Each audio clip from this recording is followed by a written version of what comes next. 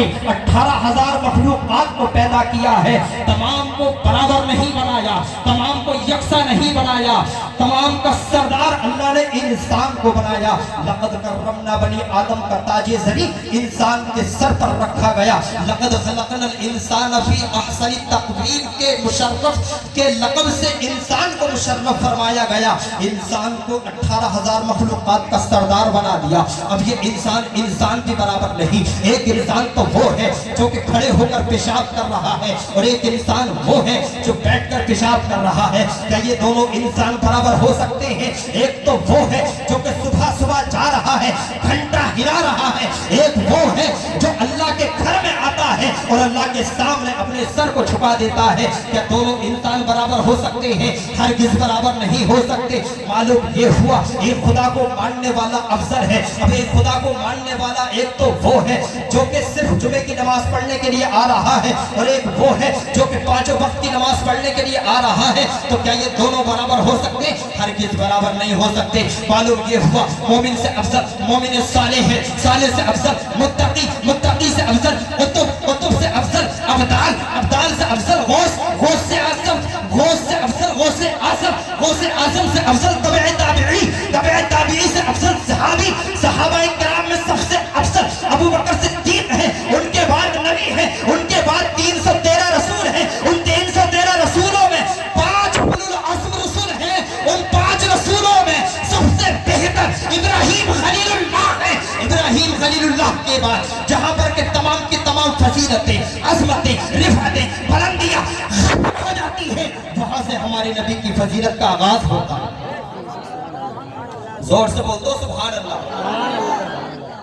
جو لوگ جا رہے تھے ہمیں دیکھ کر ماشاءاللہ وہ آ رہے ہیں۔ امام صاحب ہیں، ان کو تو سنتے ہی رہتے ہیں، ماشاءاللہ خوشی کی بات ہے، وہ آ رہی ہے آہستہ آہستہ۔ ذرا غور کیجیے، سب سے افضل کون؟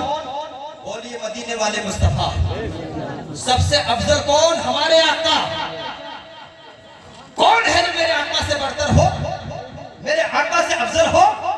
ذرا غور کیجئے، میرے آقا سے افضل، میرے آقا سے بڑا صرف خدا ہے۔ اب خدا کے فرمان کو سنیے، اللہ ارشاد فرماتا ہے وَالضُّحَىٰ، اے محبوب چاشت کی قسم، وَاللَّيْلِ اِذَا سَجَا، اور رات کی قسم جب وہ پردہ ڈالے۔ مفسرین کرام فرماتے ہیں چاشت سے مراد چہرے مصطفیٰ ہے، رات سے مراد نبی کی زلف عنبری حضور کے بوئے مبارک۔ ذرا غور کیجئے، ایک اور آیت کریمہ کے اندر اللہ نے ارشاد فرمایا والعصر، اے محبوب تیرے زمانے کی قسم۔ ایک اور آیت کریمہ کے اندر اللہ نے ارشاد فرمایا لا اقسم بہذا البلد، میں اس شہر مکہ کی قسم کھاتا ہوں۔ عرض کیا مولا تو اس شہر مکہ کی قسم کیوں کھاتا ہے؟ کیا تو اس لیے کھاتا ہے کہ یہاں خانہ کعبہ موجود ہے؟ فرمایا نہیں۔ کیا تو اس لیے کھاتا ہے کہ یہاں صفا اور مروہ موجود ہے؟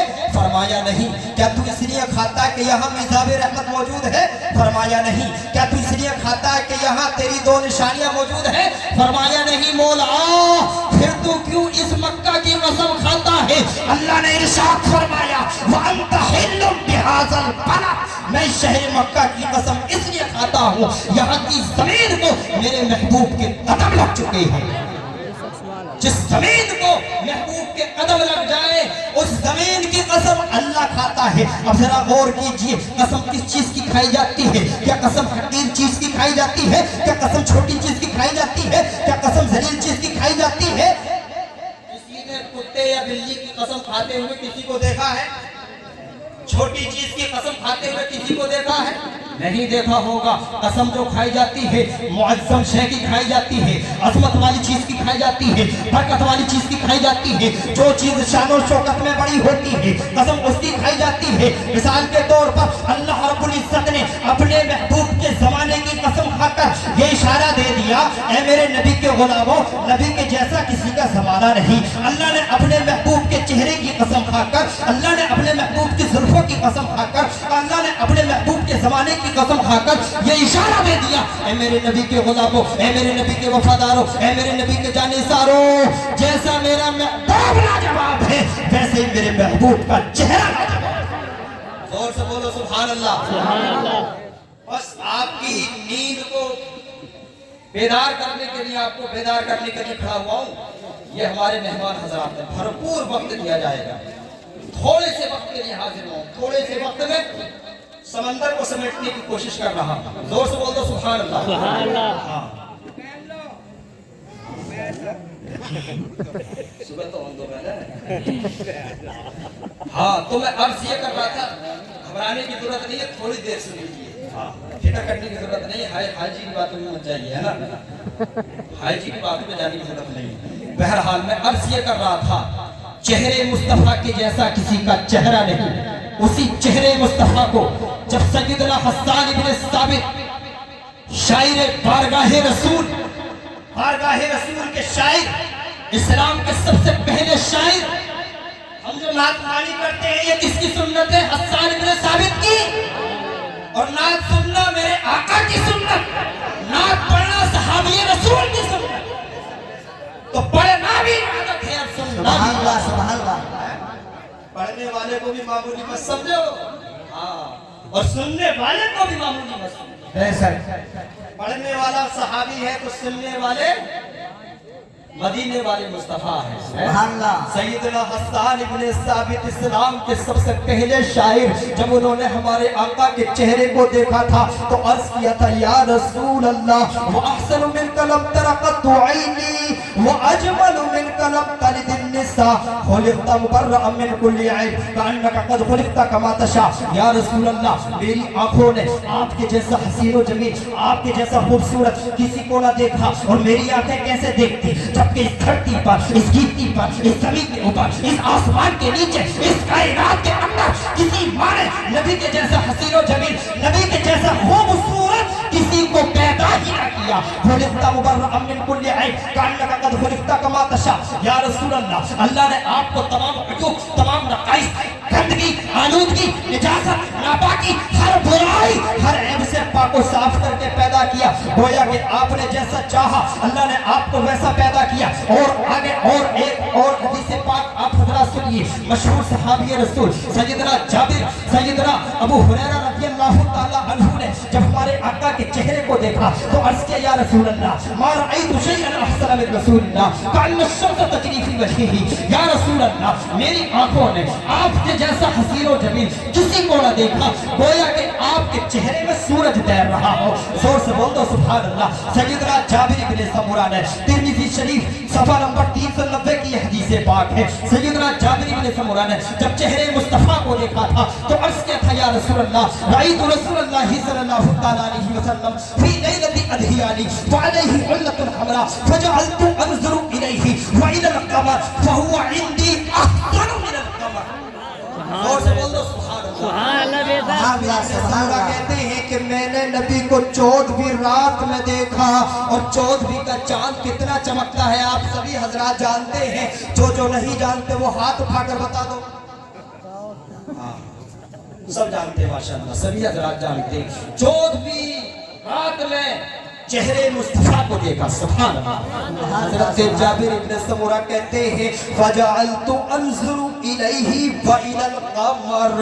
تو کبھی میں چہرے مصطفیٰ کو دیکھتا کبھی میں چاند کو دیکھتا کبھی میں چہرے مصطفیٰ کی چمک کو دیکھتا کبھی میں 14ویں کے چاند کی چمک کو دیکھتا کبھی میں چہرے مصطفیٰ کے حسن و جمال کو دیکھتا کبھی میں 14ویں کے چاند کے حسن و جمال کو دیکھتا کبھی میں چہرے مصطفیٰ کی خوبصورتی کو دیکھتا کبھی میں 14ویں کے چاند کی خوبصورتی کو دیکھتا. تو آخر یہ فیصلہ کرنا مشکل ہو رہا تھا کہ 14ویں کا چاند زیادہ خوبصورت ہے یا مدینے کا چاند زیادہ خوبصورت ہے. زور سے بول دو سبحان اللہ. آگے سے لے کر پیچھے تک زور سے بھی حضرات بول دو سبحان اللہ. ایک مرتبہ بول دو یا رسول اللہ یا علی یا حسین یا حسین. ماشاءاللہ کبھی میں چہرے مصطفیٰ کو دیکھتا فیصلہ کرنا مشکل ہو رہا تھا. 14ویں کا چاند زیادہ خوبصورت ہے مدینے کا چاند زیادہ خوبصورت ہے. جابر بن سمرہ کہتے ہیں میرے دل سے ایک آواز نکلی میرے دل نے گواہی دی اے جابر تو کیا سوچ رہا ہے؟ تو کس سوچ و وچار میں مبتلا ہے؟ تو کس کشمکش میں مبتلا ہے؟ تو آخر فیصلہ کیوں نہیں کرتا؟ یہ چودھویں کا چاند، یہ کبھی آتا ہے، کبھی جاتا ہے، کبھی نکلتا ہے، کبھی ڈوبتا ہے، کبھی طلوع ہوتا ہے، کبھی غروب ہوتا ہے، لیکن یہ مدینے کا چاند یہ کبھی غروب نہیں ہوتا، یہ ہمیشہ طلوع رہتا ہے، یہ ہمیشہ چمکتا رہتا ہے۔ فَهُوَ عِنْدِي أَحْسَنُ مِنَ الْقَمَرِ، میرے نزدیک نبی کا چہرہ چودھویں کے چاند سے زیادہ خوبصورت۔ سبحان اللہ بے شک۔ ماہ مدینہ اپنی تجلی عطا کرے، یہ ڈھلتی چاندنی تو پہر دو پہر کی ہے۔ اور حضرت جبریل علیہ السلام نے جب چہرے مصطفیٰ کو دیکھا تھا نا تو عرض کیا تھا یا رسول اللہ قلبت الارض مشارقها ومغاربها فلم ارى مثل محمد، میں نے زمین و آسمان کو ٹٹول ٹٹول کر دیکھا، غور و فکر کے ساتھ میں دیکھا، لیکن یا رسول اللہ آپ کے جیسا کسی کو نہ دیکھا۔ ہمارے امام فرماتے ہیں یہی بولے سدرہ والے چمنے جہاں کے تھالے سبھی میں نے چھان ڈالے، تیرے پائے کا نہ پایا، پائے آنے والے پائے میں سمجھنا پاؤں شریف، تیرے پائے کا نہ پایا، تجھے یک نے یک بنایا، تجھے حمد ہے خدایا، تجھے یک نے یک، یعنی تجھے جیسے خدا کی ذات ایک ویسے اس نے اپنا محبوب بھی ایک بنایا، تجھے یک نے یک بنایا، تجھے حمد ہے خدایا۔ معراج میں جبرائیل سے کہنے لگے شاہ امم تو نے تو سب دیکھے ہیں، بتلاؤ تو کیسے ہیں ہم؟ آفا روح نبی کہنے لگے اے ماہ جبی تیری قسم، آفا کہا گردید ام مہر پتا ورزید ام بسیار خوبا دید ام، لیکن تو چیزیں دیگری، لیکن تو چیزیں دیگری۔ وما علینا الا البلاغ۔ السلام علیکم ورحمۃ اللہ۔